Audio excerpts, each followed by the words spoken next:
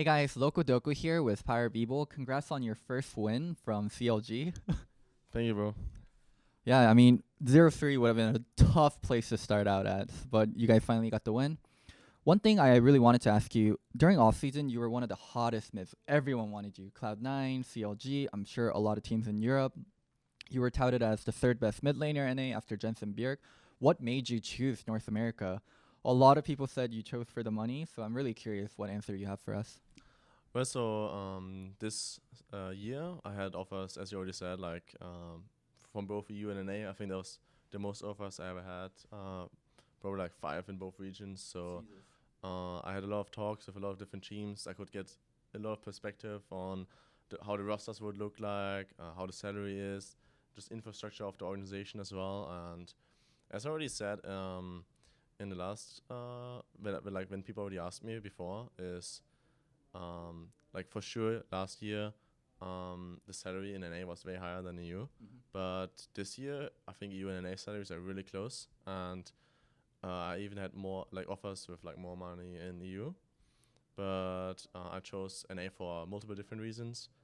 First of all, I think Irene and Weldon are really smart coaches. I think from what I can learn, still as a person and as a player, then I think that for me, NA is just more special than EU or like Germany, like Berlin, since it's like I can just go to Berlin for 3 hours by train, and living in LA as a German is really special for me.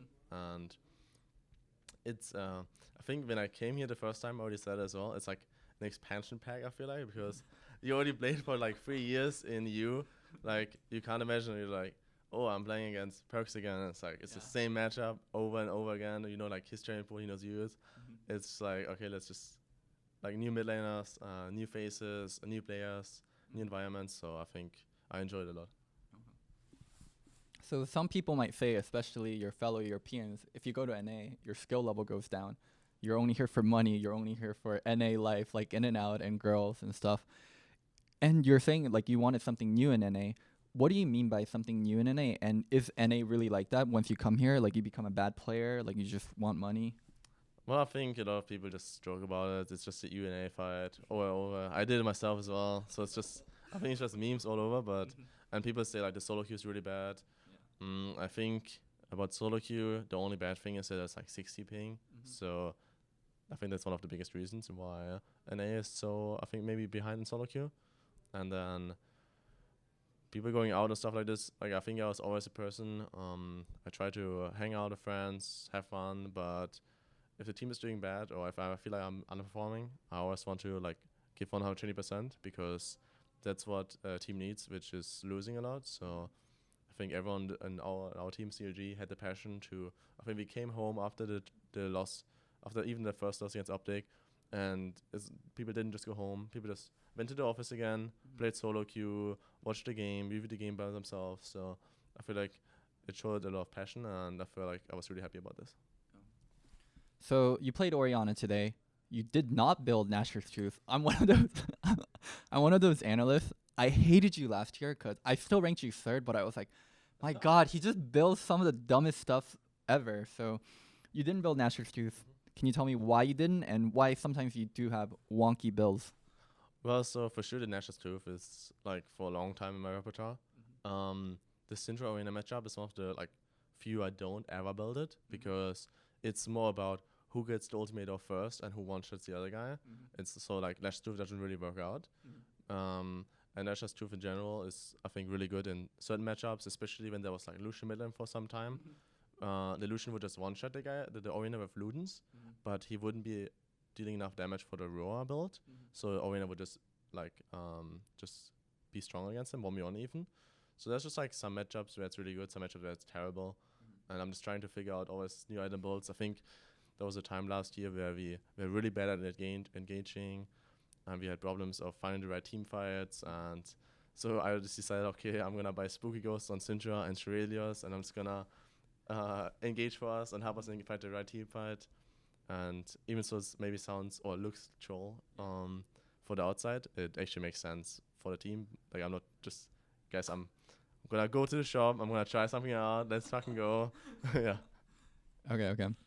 So I'm curious, where do you rank yourself among NA Miz? Because a lot of people have you at third after Bjergsen and Jensen, and I'm pretty curious what you think of yourself and other Miz too. Well, I was positively like surprised and shocked even that last year I went, I think, ninth and seventh place, and I actually ended up second onto this like ranking list with Bjergsen and Jensen. So I was insanely happy that like it was like only player and I think player coaches, Media. yeah, some media could vote. So it meant a lot, like being on the top of the ranking, and being like second mid laner, like voted was like insanely happy with like having obviously not the best team success, and I'm just trying to keep it up for this year again, since I felt really respected and welcome in NA by a lot of players and by a lot of teams. So I'm just gonna try to do the same thing this year. You totally dodged the question. Where do you put yourself? Well, right now we are 1-2. I'm gonna be honest, probably middle of the pack, top 5. Let's try to get it better for next weeks. I still need to get some synergy going with Ray. So you do have the rotating jungler and top situation. So I want to ask about that. As a player, the 10-man roster system, personally as a player, you probably don't want to be part of it. You want to hold your starting spot. Why would I want to give my starting spot to an academy player? And also, you're going to have to teach the academy player how to get better so he can better take your spot. How do you personally feel about a 10-man roster, and what's it been like playing with multiple junglers, multiple top laners? So the last year in Optic was the first time I experienced this 10-man roster system, and actually it was a really pleasant surprise, and it was really positive since my mid laner was Palafox, and he was actually like he was really ambitious on learning. He was really ambitious on growing as a player and as a person, but he was not really like just trying to steal my job or something. Like he was like, hey, like we were playing 1v1s, we were practicing together, we were learning together, we were trying out matchups. It was a really healthy, I would say, relationship I had with my academy mid laner. So it was like really nice and really helpful. But I heard from a lot of other teams that it was like a fight for the starting spot, and it was like people would play only counter matchups in in-houses because they want to destroy the enemy guy and like be like, I'm the better player and stuff like this. So I think it needs to be healthy, and both players need to work together.